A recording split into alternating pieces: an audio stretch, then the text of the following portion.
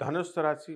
ఈ ధనుస్సు రాశి వారికి ఈ యొక్క మార్చి 2025 సంవత్సరానికి గాను ప్రొఫెసర్ డాక్టర్ ముల్లపూడి సత్యనారాయణమూర్తి నేను మాస్టర్ రాశి ఫలితాలు చెప్తున్నాను. ముందుగా మనకి ధనుస్సు రాశి వారికి కేతువు కన్యా రాశి, కుంభంలో మరి ఈ యొక్క శని, రాహువు మనకి మీనరాశిలో ఉండడము, గురుడు మనకి వృషభ రాశిలో ఉండడం అనేటటువంటిది జరుగుతుంది. కాబట్టి ఈ యొక్క ధనుస్సు రాశి వారికి నూతన వ్యక్తులతో పరిచయాలు ఏర్పడతాయి. అలాగే ప్రేమ వ్యవహారాల్లో సక్సెస్ అనేటటువంటిది జరుగుతుంది. ప్రేమ వ్యవహారాల్లో ఎలూప్‌మెంట్స్ అనేటటువంటివి అంటే లేచిపోవడాలు ఇలాంటివన్నీ గూడా ఈ ధనుస్సు రాశిలో అధికంగా ఉంటాయి. కాబట్టి విద్యార్థులు మీరు మీరు ప్రేమలు గాని, ఇలాంటి వ్యవహారాలు కానీ కనుక ఉంటే సొంత నిర్ణయాలు తీసుకోకుండా మీ యొక్క తల్లిదండ్రులకి చెప్పేటటువంటి బాధ్యతను మీరు తీసుకోవాలి. అలాగే ఈ యొక్క మీన రాశి వారికి చక్కగా ఈ యొక్క ధనుస్సు రాశి వారికి మనం విద్యార్థుల్లో కాస్త చదువు వెనకబడుతూ ఉంటుంది. ఇంకా విశ్వవిద్యాలయాలకి మనము విదేశాలకు వెళ్ళి చదవాలనుకునేటటువంటి వాళ్ళకి ఒక ఛాలెంజ్‌గానే ఉంటుందన్నమాట. అలాగే ట్రంపు కఠినతరం చేయడము, ఈ రూల్స్ ఇవన్నీ గూడా ఒక కారణమైతే జ్యోతిషపరంగానే అలాంటి ట్రంప్ గెలవడం అనేటటువంటిది జరుగుతుంది. అందుకనే అతని ద్వారా మనం వెళ్ళాలనుకునేటటువంటి దేశాలకి మనము అడ్డంకిగా మారడము, వెళ్ళలేకపోవడము అనేటటువంటిది జరుగుతుంది.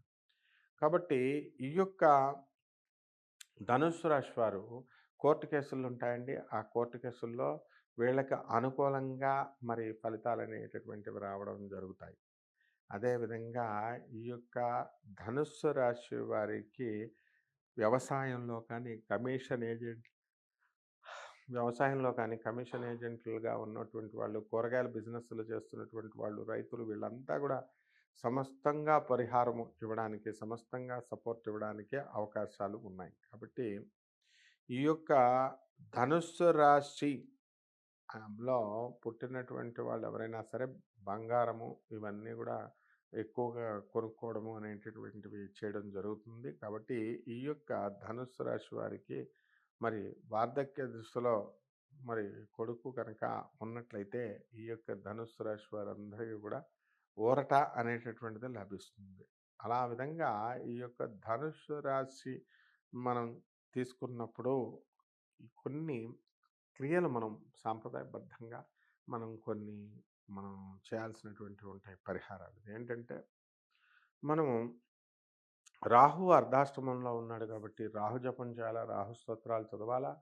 రాహువుకి కిలోంపావు మినుముల్ని ఆవు పేడ రంగు ఉన్నటువంటి వస్త్రాలనిచ్చి పేద బ్రాహ్మణికి శనివారం నాడు ఉదయం 8 గంటలకి దానం చేయాలా. అలాగే తంత్ర జ్యోతిష ప్రకారము మనకి ఈ యొక్క ధనుస్సు రాశి వారు చేసుకోవాల్సినటువంటి ఏమిటంటే రావి చెట్టు ఆకుల్ని తీసుకొని దానిపైన శ్రీరామ అనేటటువంటి అక్షరాలను రాసి శివలింగం పైన ఓం నమస్తే అస్తు భగవన్ విశ్వేశ్వరాయ మహాదేవాయ త్రియంబకాయ త్రిపురాం కర్తకాయ త్రిపురాంతకాయ త్రికాగ్నికాలాయ కాలాగ్నిరుద్రాయ నీలకంఠాయ మృత్యుంజయాయ సర్వేశ్వరాయ నమః అంటూ మీరు ఈ శ్రీరామ అని రాసినటువంటి దాన్ని పరమేశ్వరుని యొక్క లింగం పైన కనుక శివలింగం మీద మీరు పెట్టినట్లయితే అద్భుతమైనటువంటి ఫలితము మనకి లభించడం అనేటటువంటిది జరుగుతుంది. అందువలన ఈ యొక్క పరిహారాలతో మీరు మీ జాతకాన్ని మార్చుకోవచ్చు. శుభమస్తు.